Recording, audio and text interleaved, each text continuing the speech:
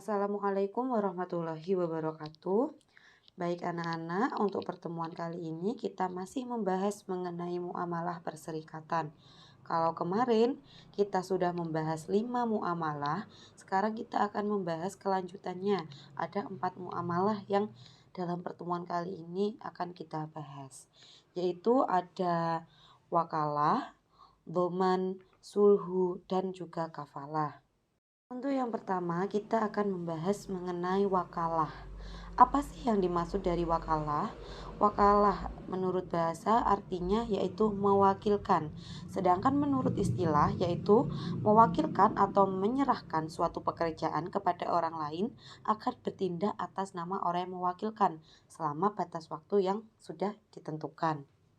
Hukum dari wakalah itu sendiri adalah mubah, tetapi hukum ini bisa berubah menjadi haram apabila yang dikuasakan atau yang diwakilkan itu adalah pekerjaan yang haram atau dilarang oleh agama dan menjadi wajib kalau terpaksa harus mewakilkan dalam pekerjaan yang dibolehkan oleh agama. Nah, untuk kebolehan mewakilkan ini pada umumnya adalah dalam masalah muamalah, misalnya mewakilkan jual beli, menggadaikan barang, memberi sedekah atau hadiah, dan juga yang lainnya. Sedangkan dalam bidang ubudiyah ini ada yang boleh dan ada juga yang dilarang. Misalnya yang boleh yaitu mewakilkan haji bagi orang yang sudah meninggal atau tidak mampu secara fisik, mewakilkan memberi zakat, menyembelih hewan kurban, dan sebagainya.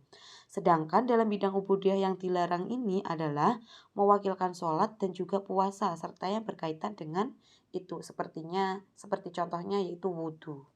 Selanjutnya yaitu mengenai rukun dan syarat wakalah. Rukun wakalah ini ada 4 anak-anak. Untuk yang pertama yaitu orang yang mewakilkan atau orang yang memberi kuasa. Untuk syaratnya yaitu ia mempunyai wewenang terhadap urusan tersebut, urusan yang akan diwakilkan. Nah, untuk rukun yang kedua yaitu orang yang mewakilkan atau orang yang diberi kuasa. Syaratnya yaitu harus balik dan juga berakal sehat. Untuk yang ketiga yaitu masalah atau urusan yang dikuasakan. Syaratnya harus jelas dan juga dapat dikuasakan, dapat diwakilkan. Nah, yang keempat ini yaitu akad atau ijab kabul. Syaratnya dapat dipahami oleh kedua belah pihak. Jadi untuk penjelasannya ini harus diketahui antara orang yang memberikan kuasa dan dengan orang yang diberi kuasa. Untuk syarat pekerjaan yang dapat diwakilkan. Nah, dalam akad wakalah ini tidak semua pekerjaan itu bisa diwakilkan. Jadi ada syaratnya. Untuk syarat yang pertama yaitu pekerjaan tersebut diperbolehkan agama. Yang kedua, pekerjaan tersebut milik pemberi kuasa. Dan yang ketiga yaitu pekerjaan itu dipahami oleh orang yang diberi kuasa. Selanjutnya yaitu mengenai habisnya dari akad wakalah. Yang pertama yaitu ada salah satu pihak meninggal dunia. Yang kedua jika salah satu pihak itu menjadi gila. Dan yang ketiga pemutusan dilakukan orang yang mewakilkan dan diketahui oleh orang yang diberi wewenang. Nah, maksudnya pemutusan dilakukan oleh orang yang mewakilkan ini, jadi misalkan kalian diberi kuasa sama si A. Nah, ternyata si B itu tiba-tiba seseorang lain atau si B ini tiba-tiba memberhentikan kamu untuk menyelesaikan sebuah wakil dari si A. Berarti kamu tidak berhak untuk memberhentikan karena bukan dari orang yang memberi kuasa. Untuk yang keempat yaitu pemberi kuasa keluar dari status kepemilikannya. Misalkan nanti kalian diberi kuasa oleh si A, tetapi si A ini sudah tidak memiliki hak kepemilikan dari kuasa yang telah diberikan kepada kamu. Maka dari itu akad wakalah sudah habis. Anak-anak, setelah kalian mempelajari mengenai wakalah, apa sih hikmah dari wakalah itu sendiri? Jadi, hikmah dari wakalah itu yang pertama, dapat menyelesaikan pekerjaan dengan baik dan cepat, sebab tidak semua orang itu mempunyai kemampuan dapat menyelesaikan pekerjaan tertentu dengan sebaik-baiknya. Nah, untuk yang kedua, hikmah yang kedua yaitu saling tolong-menolong di antara sesama manusia. Dan yang ketiga, timbulnya saling mempercayai di antara sesama manusia. Selanjutnya yaitu mengenai sulhu. Apa sih sulhu? Sulhu itu artinya yaitu damai, sedangkan menurut istilah yaitu perjanjian perdamaian di antara dua belah pihak yang sedang berselisih. Sulhu ini dapat juga diartikan perjanjian untuk menghilangkan rasa dendam, persengketaan, atau permusuhan untuk memperbaiki hubungan baik kembali. Hukum sulhu atau juga perdamaian itu adalah wajib ya anak-anak, sesuai dengan ketentuan-ketentuan atau perintah Allah Subhanahu wa taala di dalam Al-Qur'an yang berbunyi Bismillahirrahmanirrahim. Innamal mu'minuna ihwatun fa aslihu baina akhawaykum wattaqullaha la'allakum turhamun. Yang artinya sesungguhnya orang mukmin itu bersaudara. Karena itu damaikanlah antara kedua saudaramu dan bertakwahlah kepada Allah Subhanahu wa taala supaya kamu mendapatkan rahmatnya. Untuk rukun dan syarat sulhu ini ada 4. Yang pertama yaitu mereka yang sepakat damai adalah orang yang sah melakukan hukum. 2, tidak ada paksaan, jadi itu dalam diri kita sendiri, jadi tidak ada paksaan dari orang lain. Jika nanti kita dipaksa dari orang lain, ternyata di diri kita sendiri itu ada rasa dendam atau tidak ikhlas, maka nanti akan timbul rasa dendam. Tadi akan timbul benci lagi. Jadi kita untuk melakukan perdamaian itu dari diri sendiri, bukan karena paksaan. Nah, yang ketiga yaitu masalah-masalah yang didamaikan tidak bertentangan dengan prinsip Islam. Dan yang keempat yaitu jika dipandang perlu dapat menghadirkan pihak ketiga. Maksudnya jika dipandang perlu ini ketika kalian memiliki masalah yang mungkin kalian tidak bisa menyelesaikan secara berdua, secara empat mata, maka kalian perlu untuk mencari orang ketiga untuk meleraikan dari kedua belah pihak yang sedang berselisih. Macam-macam perdamaian dari segi orang yang berdamai, sulhu macamnya ada 5. Untuk yang pertama yaitu perdamaian antar sesama muslim, kedua perdamaian antar muslim dengan non-muslim, ketiga perdamaian antara imam dengan kaum bugot atau pemberontak yang tidak mau tunduk kepada imam, dan yang keempat perdamaian antara suami istri, dan yang kelima perdamaian dalam urusan muamalah. Setelah kita mempelajari mengenai sulhu, apa sih hikmah dari sulhu itu? Yang pertama, yaitu dapat menyelesaikan perselisihan dengan sebaik-baiknya. Bila mungkin tanpa campur tangan pihak lain. Apabila kita bisa menyelesaikan masalah itu, jangan pernah untuk mencampur masalah kita kepada orang lain atau tidak usah memanggil orang lain untuk di tengah-tengah dalam urusan kita. Terus yang kedua, dapat meningkatkan rasa ukhuwah atau persaudaraan sesama manusia. Yang ketiga, dapat menghilangkan rasa dendam, angkara murka, dan perselisihan di antara sesama. Dan yang keempat, menjunjung tinggi derajat dan martabat manusia untuk mewujudkan keadilan. Yang kelima, mewujudkan kebahagiaan hidup baik individu maupun kehidupan masyarakat. Selanjutnya kita akan membahas mengenai doman. Apa sih doman? Doman adalah suatu ikrar atau lafaz yang disampaikan berupa perkataan atau perbuatan untuk menjamin pelunasan hutang seseorang. Dasar hukum doman itu sendiri adalah boleh dan sah, dalam arti diperbolehkan oleh syariat Islam. Selanjutnya yaitu ada rukun dan syarat doman. Nah, rukun doman ini ada 4. Yang pertama ada penjamin atau darmin. Dan yang kedua orang yang dijamin hutangnya atau matmun anhu. Dan yang ketiga penagih yang mendapat jaminan atau matmun lahu. Dan yang keempat ada lafal atau ikrar. Sedangkan syarat dari doman itu ada 5 anak-anak. Untuk yang pertama yaitu ada syarat penjamin. Apa sih syarat penjamin itu? 1. Ada dewasa. 2. Berakal. 3. Atas kemauan sendiri, tidak ada paksaan dari siapapun. Yang keempat, orang yang diperbolehkan membelanjakan harta. Yang kelima, mengetahui jumlah atau kadar hutang yang dijamin.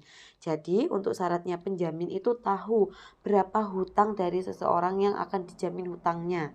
Jadi jelas berapa hutangnya dan jumlahnya. Dan yang kedua, syarat orang yang dijamin, yaitu orang yang berdasarkan hukum diperbolehkan untuk membelanjakan harta. Yang ketiga, syarat orang yang menagih hutang, dia diketahui keberadaannya oleh orang yang menjamin. Nah, dan yang keempat ini syarat harta yang dijamin antara lain diketahui jumlahnya, ukurannya, kadarnya, dan juga keadaannya. Misalkan kita ada hutang, terus tiba-tiba ada orang yang mau menjamin hutang kita. Nah, kita melebih-lebihkan hutang kita yang akan dijamin oleh seseorang tersebut. Jadi tidak jelas jumlahnya dan ukurannya. Jadi ketika ada orang yang menjamin, kita harus bisa menjelaskan berapa jumlah dan ukuran hutang kita kepada orang lain yang mungkin nanti akan bisa dijamin oleh seseorang itu. Untuk yang kelima yaitu syarat lafadz atau ikrar, yaitu dapat dimengerti yang menunjukkan adanya jaminan serta pemindahan tanggung jawab dalam memenuhi kewajiban pelunasan hutang dan jaminan ini tidak dibatasi oleh sesuatu. Jadi maksud dari syarat lafadz ini kita harus jelas, kita misalkan ada yang mau menjamin itu harus ada orang yang menagih hutang dan juga ada orang yang akan dijamin hutangnya. Jadi ada kedua belah pihak. Nah, selanjutnya yaitu mengenai hikmah doman. Kita sudah belajar tadi mengenai doman itu apa. Selanjutnya, apa sih hikmah dari doman itu? Jadi, hikmah dari doman itu yaitu yang pertama, munculnya rasa aman dari peminjam atau penghutang. Kedua, munculnya rasa lega dan tenang dari pemberi hutang. Ketiga, terbentuknya sikap tolong-menolong dan persaudaraan. Yang keempat, menjamin akan mendapat pahala dari Allah Subhanahu wa taala. Selanjutnya yaitu kafalah, yaitu materi terakhir dari muamalah perserikatan ini. Apa sih kafalah itu? Kafalah itu menurut bahasa yaitu menanggung. Seperti firman Allah Subhanahu wa taala, "Wa kaffalaha Zakaria", yang artinya dan dia Allah menjadikan Zakaria sebagai penjamin atau Maryam. Menurut istilah, kafalah ini adalah menanggung atau menjamin seseorang untuk dapat dihadirkan dalam suatu tuntutan hukum di pengadilan pada saat dan tempat yang ditentukan. Dasar hukum kafalah ini, para fuqaha bersepakat tentang bedanya kafalah dan masalah ini telah dipraktekkan umat Islam hingga kini. Dalam hadis yang artinya, dia Yakub berkata, "Aku tidak akan melepaskannya atau pergi bersama kamu sebelum kamu bersumpah kepadaku atas nama Allah bahwa kamu pasti akan membawanya kepadaku kembali, kecuali jika kamu dikepung atau musuh." Setelah mereka mengucapkan sumpah, dia Yakub berkata, "Allah adalah saksi terhadap apa yang kita ucapkan." Selanjutnya yaitu syarat dan rukun kafalah. Rukun kafalah ini terbagi menjadi 4, yaitu yang pertama ada kafil atau orang yang berkewajiban menanggung. Ini syaratnya yaitu balik, berakal, orang yang diperbolehkan menggunakan hartanya secara hukum, tidak dipaksa atau rela dengan kafalah. Untuk rukun yang kedua yaitu asil, yaitu orang yang hutang atau orang yang ditanggung akan kewajibannya. Untuk syaratnya yaitu balik, berakal, kehadiran dan kerelaannya, tetapi siapa saja dapat ditanggung atau dijamin oleh kafil. Nah, yang ketiga yaitu ma'fulahu, yaitu orang yang menghutangkannya. Syaratnya yaitu dikenal oleh kafil atau orang yang menjamin. Untuk rukun yang keempat yaitu makful bihi, yaitu orang yang atau barang atau pekerjaan yang wajib dipenuhi oleh orang yang ihwalnya ditanggung atau makful anhu. Nah, untuk syaratnya itu yaitu diketahui jenis, jumlah, kadar atau pekerjaan atau segala sesuatu yang menjadi hal yang ditanggung atau dijamin. Macam-macam kafalah. Kafalah terbagi menjadi 2 macam anak-anak, yaitu kafalah jiwa dan juga kafalah harta. Kafalah jiwa ini dikenal dengan sebutan damul wajhi atau tanggungan muka, yaitu adanya kewajiban bagi penanggung untuk menghadirkan seseorang yang ditanggung kepada yang ia janjikan tanggungan atau makfulahu. Contohnya seperti ucapan, "Aku jamin dapat mendatangkan Ahmad atau Badrun dalam persidangan nanti." Ketentuan ini boleh selama menyangkut hak manusia. Namun bila sudah berkaitan dengan hak-hak Allah tidak sah kafalah, seperti menanggung atau mengganti dari had zina, mencuri dan kisos. Untuk kafalah harta yaitu kewajiban yang harus dipenuhi kafil dalam pemenuhan berupa harta. Selanjutnya yaitu berakhirnya kafalah. Kafalah ini akan berakhir apabila kewajiban dari penanggung itu sudah dilaksanakan dengan baik atau si makfulahu membatalkan akad kafalah karena sudah merelakannya, sudah ikhlas. Sudah di akhir yaitu mengenai hikmah kafalah. Kita sudah belajar mengenai kafalah. Apa sih hikmah yang bisa kita ambil mengenai kafalah? yaitu yang pertama adanya unsur tolong-menolong antara sesama manusia, kedua orang yang dijamin atau asil terhindar dari perasaan malu dan tercela, dan yang ketiga makfulahu akan terhindar dari unsur penipuan.